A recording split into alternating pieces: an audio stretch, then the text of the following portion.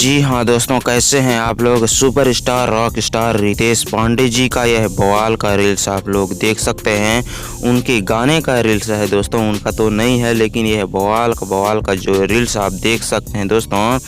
बता दें कि इस गाना का नाम है गोईठा में सलैया। इन्हीं गाना में ये कमर लचका रहे हैं, जो आप देख सकते हैं। कितना बवाल का, कितना धाकड़ का रील्स बना है दोस्तों, जो कि बहुत तेज़ी से सोशल मीडिया पर वायरल हो रहे हैं।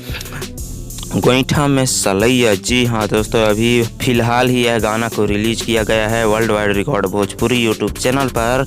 बहुत प्यारा है, बहुत तेज़ी से इसका रील्स वायरल हो रहे हैं। आप लोग भी जाकर देखिए गोईठा में सलैया, जो कि बवाल का रील्स बने हैं। और दोस्तों बता दें, एक गाना और है जिस गाना का नाम है हक साली में हो खेला आधा। इस गाना पर भी, और ये जो अभी सामने रील्स देख सकते हैं स्क्रीन पर, ये रील्स बना है हक साली में हो खेला आधा, जो कि बहुत ही बवाल का है दोस्तों। आप लोग रितेश पांडे जी का इस गाना को सुने होंगे, अगर नहीं सुने होंगे तो जाकर ज़रूर सुनिएगा, बहुत मस्त है।